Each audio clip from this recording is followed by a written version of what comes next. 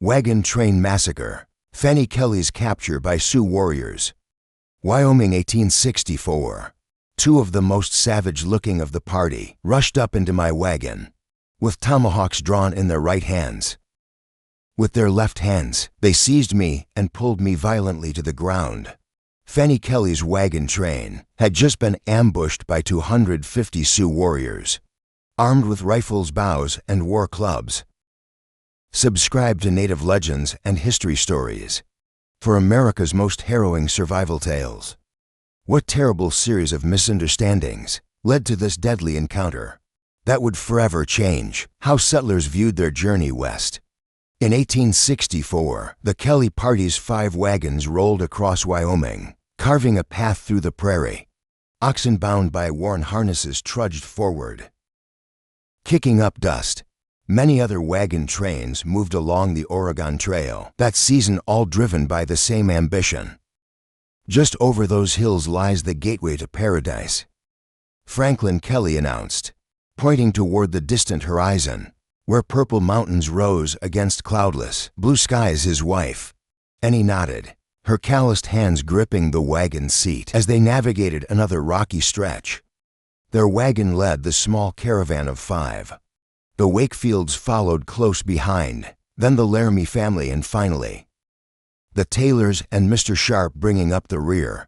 The small band had chosen to travel separately from the larger emigrant trains. Smaller groups moved faster, and the roads seemed safe enough, according to every authority they'd encountered. 3 more weeks to Idaho if we keep this pace, Mr. Wakefield called from the second wagon. Gold the size of hen's eggs, just waiting to be picked up.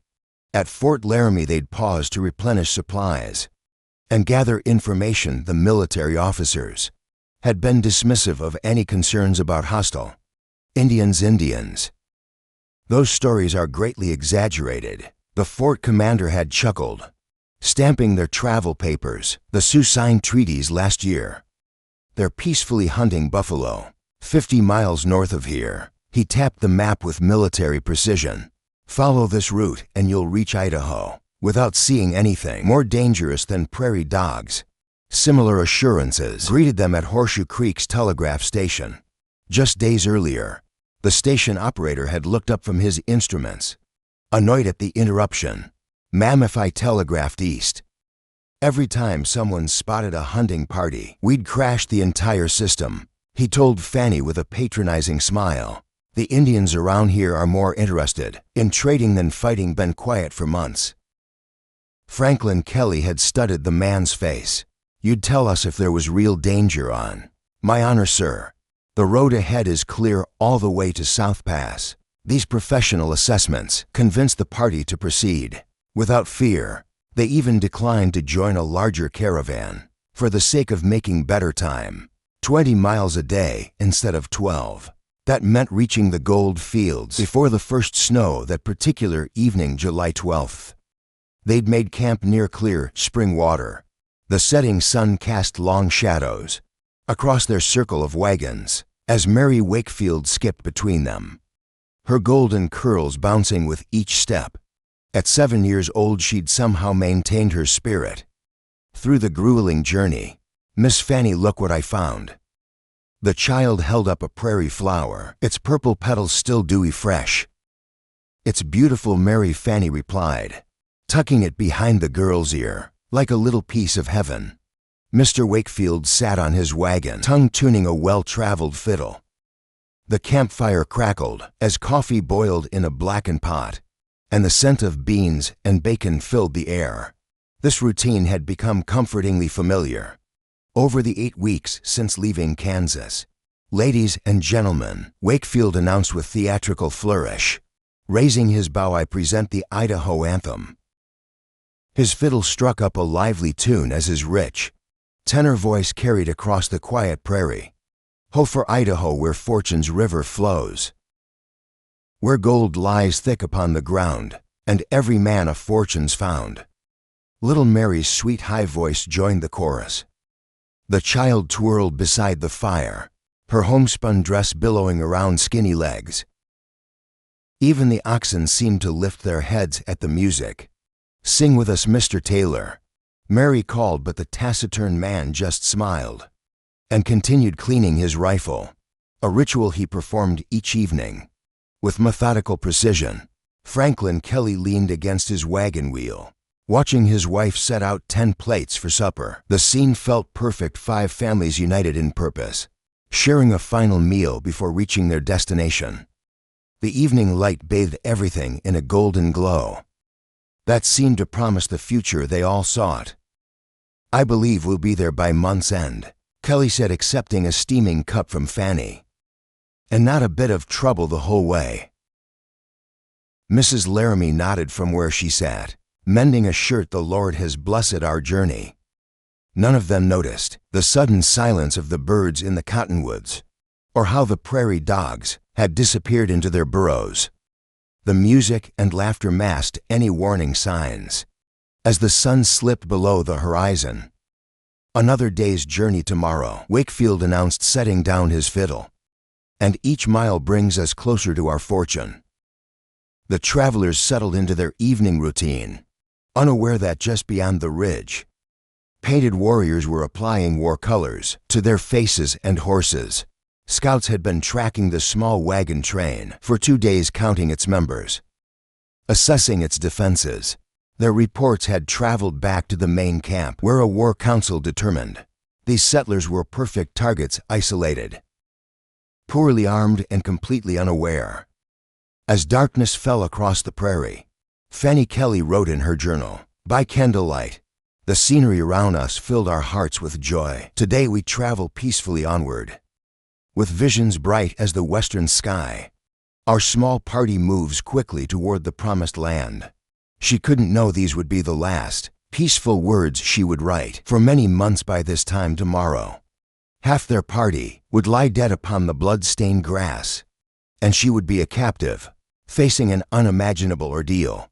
The morning sun had barely crested the eastern bluffs when Franklin Kelly gave the order to move out. The 5 wagons formed a single file, wheels cutting fresh tracks across the Wyoming grass.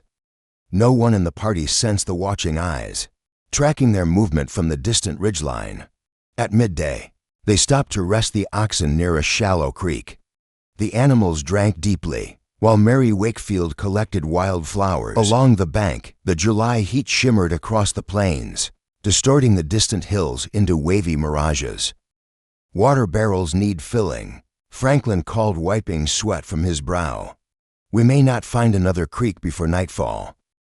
The party had just finished their task when the landscape erupted in chaos. Without warning, the bluffs ahead swarmed with mounted warriors, approximately 250 Sioux, their bodies streaked with war paint, in vermilion and black. They crested the ridge like a wave, brandishing rifles and bows, their war cries splitting the air. A thunderous volley of gunfire erupted. As they fired into the sky, "My God," whispered Franklin Kelly, the blood draining from his face. Fanny Kelly clutched little Mary to her side as the child began to scream. "Quiet, darling," she whispered, though her own heart hammered against her ribs. "It's happening so fast, Mrs." Laramie gasped, stumbling backward toward her wagon. Franklin Kelly shouted over the chaos. "Form the wagons. Circle up." The men scrambled to position their vehicles, but the open terrain offered little defensive advantage.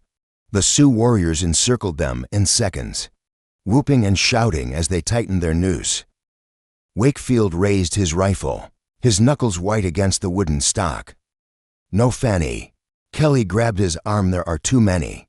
They'll slaughter us all." She turned to her husband, clutching his sleeve. "Franklin, don't fire, for God's sake. Try to talk to them." Franklin Kelly hesitated, measuring the overwhelming odds. 250 painted warriors against 5 civilian men with hunting rifles. The mathematics of survival were brutally clear. "She's right," he finally said, lowering his weapon. "We can't fight our way out of this." As the designated leader of their small train, Franklin Kelly stepped forward, raising his empty hands toward the advancing chief.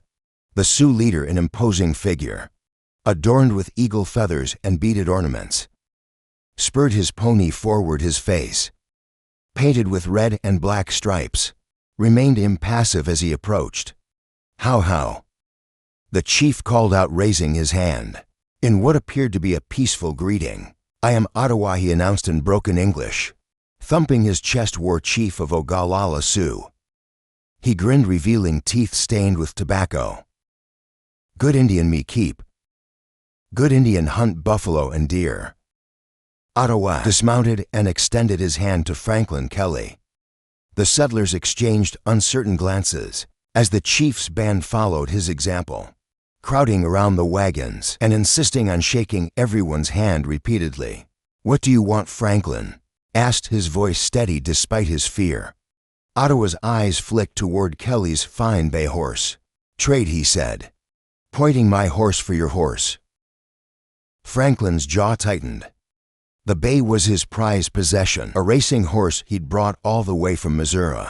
But with 250 armed warriors surrounding them, refusing wasn't an option. Fine, he said tersely.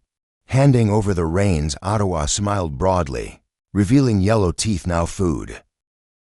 Need flour, Mrs. Wakefield. Hurriedly produced a sack of precious flour. To her horror, the warriors immediately emptied it onto the ground, keeping only the cloth sack.